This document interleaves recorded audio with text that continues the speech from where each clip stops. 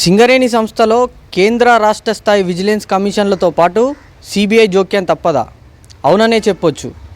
కేంద్ర రాష్ట్ర vigilance కమిషన్లతో పోల్చుకుంటున్న Singareni vigilance అధికారులు ఆచరించడం, అమలు చేయడంలో మాత్రం విఫలమయ్యారనే చెప్పొచ్చు.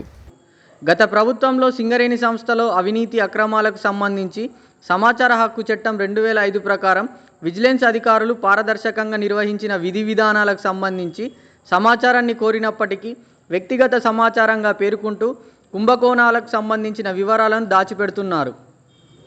సంస్థలో జరుగుతున్న అవినీతి అక్రమాలకు పాల్పడుతున్న అధికారులకు కేవలం బదిలీల పేరుతో కాలయాపన చేసి ఉన్నతాధికారులు కొమ్ము కాస్తున్నారనే సందేహాలు వ్యక్తమవుతున్నాయి. సింగరేణి సంస్థలో ఉద్యోగాలు చేసే కింది స్థాయి ఉద్యోగులపై తీవ్ర స్థాయిలో చర్యలు తీసుకుంటారు. కానీ అదే పై స్థాయి అధికారులు ఎన్ని తప్పులు చేసినా, అక్రమాలకు పాల్పడినా చర్యలు మాత్రం ఉండవనే విమర్శలు వినిపిస్తున్నాయి. అధికారులపై ఫిర్యాదులు చేస్తే నామమాత్రంగా విచారణ చేసి చేతులు దులుపుకుంటున్నారని దుయ్యబడుతున్నారు. సంస్థలో అవినీతి అక్రమాలకు పాల్పడే అధికారులకు అండగా ఉంటూ ఆదుకుంటున్నారనే సందేహాలు వ్యక్తమవుతున్నాయి. అధికారుల అండదండలు, రాజకీయ నాయకుల పలుకుబడి లేని ఉద్యోగులకు లెటర్లు ఇచ్చి కఠినమైన చర్యలు తీసుకుంటున్నారని విమర్శలు బలపడుతున్నాయి.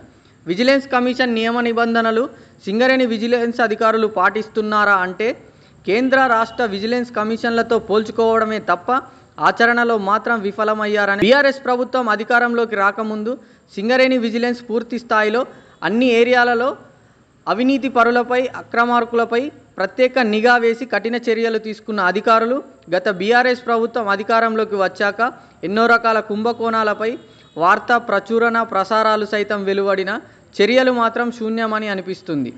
గత ప్రభుత్వంలో కోట్ల రూపాయల కుంభకోణాలు జరిగిన విచారణ పేరుతో బదిలీలు చేసి చేతులు దులుపుకున్నారని అంటున్నారు. దీనికి కారణం గత ప్రభుత్వ నాయకులు అవినీతి అక్రమంగా సంపాదించే అధికారులకు వెన్నంటే ఉంటూ ధైర్యాన్ని నింపి ఉండొచ్చని భావిస్తున్నారు. నాయకుల, అధికారుల అండదండలతో అక్రమంగా సంపాదించే ఉద్యోగులపై పూర్తి స్థాయిలో విచారణ చేసి చర్యలు తీసుకోకపోవడం వెనుక విజిలెన్స్ విభాగం అప్రమత్తంగా లేదని అర్థమవుతుంది. క్రింది స్థాయి ఉద్యోగులు తెలిసి తెలియక ఏదైనా తప్పు చేస్తే చర్యల పేరుతో పలు రకాలుగా ఇబ్బందులకు గురిచేసి డీప్రమోట్ సైతం చేస్తుంటారు. అదే పై స్థాయి అధికారులు అన్నీ తెలిసి తప్పు చేసినా బదిలీల పేరుతో కాలయాపన చేసి అందరూ మర్చిపోయాక క్లీన్ చిట్ ఇచ్చి ప్రమోషన్లు సైతం ఇస్తున్నారు. పలు రకాల కుంభకోణాలు, అవినీతికి పాల్పడే అధికారులకు క్లీన్ చిట్ ఇవ్వడం వెనుక విజిలెన్స్ అధికారులకు ముడుపులు అందాయా అనే సందేహాలు వ్యక్తమవుతున్నాయి.